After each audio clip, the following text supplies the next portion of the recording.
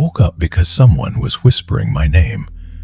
Not loudly, not urgently, just a quiet voice outside my bedroom door, repeating it slowly, like someone trying to make sure I heard. I lived alone. At least, that's what I believed at the time. The house sat at the very end of a gravel road outside a small town in northern Michigan. It had belonged to my uncle, who had recently moved into assisted living. When my parents suggested I stay there while finishing my last semester of college, it seemed perfect. Quiet, cheap, isolated. The place was older than it looked from the outside. Long, narrow hallways, wooden floors that creaked even when you tried to step lightly, and doors that never fully closed unless you pushed them hard. My bedroom was at the end of the upstairs hall. Across from it was a small storage room my uncle used for old boxes and tools. The door stayed shut most of the time, mostly because it smelled like dust and mildew in there. The first few nights were completely normal. Just the usual sounds an old house makes at night: pipes ticking, wood settling, wind pushing lightly against the siding. Then, one night around 2 a.m., I woke up suddenly. At first I thought it was a dream, but then I heard it again. My name. Soft, slow, almost careful. Michael. The voice came from the hallway. I sat up in bed and listened. Nothing, just silence filling the house. I checked the time on my phone and waited for a few minutes before opening my bedroom door. The hallway was dark. No lights, no movement. The storage room door across the hall was closed, like always. I even checked downstairs. Every door was locked. Every window was shut. I told myself it had to be a dream, something between sleep and being awake. But the next night, it happened again. This time, the whisper was closer, and when I opened my bedroom door, the storage room door across the hallway was slowly swinging open, just a few inches, like someone had been standing inside, listening. I stepped toward it carefully. The room was completely dark. Boxes stacked along the wall, old tools hanging on hooks. Nothing unusual. But one thing immediately caught my attention. The small window in that room was open. My uncle had told me that window had been painted shut years ago. I closed it and locked the latch. Then I went back to bed. But before I fell asleep, I heard something else. A soft sound from the hallway, like someone quietly closing a door. Except every door upstairs was already closed, and the storage room door was now open again, just a little wider than before. After the second night, I started locking my bedroom door. I had never been the kind of person who scared easily, but something about that whisper stayed in the back of my mind. It didn't sound threatening. That was the strange part. It sounded familiar, like someone who already knew me. The next day, I called my uncle to ask about the house. Mostly small questions. Had anyone else been staying there recently? Had anyone come by to check on the place? He said no. No cleaners, no neighbors with keys. No one should have been inside that house except me. I didn't mention the whisper. It sounded ridiculous even in my own head. That night, I made sure everything was secure before going to bed. Doors locked, windows checked. Even the storage room window upstairs was sealed tight. I remember lying there, listening to the wind outside. At some point, I must have fallen asleep, because the next thing I knew, something tapped on my bedroom door. 3 soft knocks. I sat upright immediately.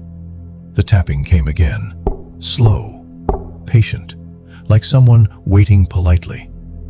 Michael. The whisper returned. This time, it was clearer, closer. Right outside the door. My heart started pounding. I didn't answer. I didn't move. The door handle turned slowly, but it didn't open, because I had locked it. The handle rattled once, then stopped. The hallway went completely quiet again. I waited almost 10 minutes before I finally worked up the nerve to open the door. The hallway was empty, but the storage room door was open wide, farther than I had ever seen it before. And the smell from inside the room was stronger now. Not mildew, something else, something damp. I stepped closer and looked inside. Everything looked exactly the same as before. Boxes, tools, old shelves, except for one thing. One of the boxes had been pulled out from the stack and placed in the middle of the floor.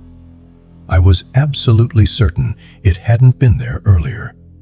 The lid was open. Inside were old photographs, dozens of them, and every single photo was of the same place. This house, the hallway, the staircase, the backyard. Some of the pictures looked recent, but others looked decades old. And in several of them, standing somewhere in the background, was a figure, always blurry, always partially hidden, watching the house, watching the windows, watching my room. And in the very last photo at the bottom of the box, someone was standing in the hallway upstairs, right outside my bedroom door. The photo had been taken from inside the storage room. I didn't sleep that night. I stayed in the living room with the lights on and the photos spread across the coffee table. The more I looked at them, the worse the feeling in my stomach became. Some photos clearly showed the house before it had been renovated. Different paint, different furniture, meaning someone had been documenting this place for years, maybe decades. But the strangest thing was where the photos had been taken from. Almost all of them came from hidden angles, behind trees outside, from the woods, or from inside the storage room upstairs, always pointing toward the hallway, always facing my bedroom. Around 4 a.m., I went back upstairs. The hallway was silent. The storage room door was still open. I picked up the last photo again, the one showing someone standing outside my bedroom door. The figure was just a silhouette, tall, thin, head slightly tilted toward the door, like they were listening. The photo must have been taken recently, because the carpet and wall paint matched exactly how the hallway looked now, which meant one thing. Someone had been inside the house recently, maybe even while I was living there. I turned toward the storage room and stepped inside. The room was colder than the hallway. The small window was still locked. But when I turned on the light, I noticed something I hadn't seen before. Behind the shelves on the back wall was a narrow gap, almost like the shelves had been placed there to hide something. I pulled them aside slowly. Behind them was a thin wooden door, barely visible unless you knew where to look. There was no handle, just a small recessed edge. I pulled it open. A dark crawl space stretched behind the wall, just tall enough for someone to crouch inside. The air inside smelled stale, and something else. Breath. I used my phone flashlight and pointed it inside. The crawl space ran along the entire hallway wall, directly behind the bedrooms.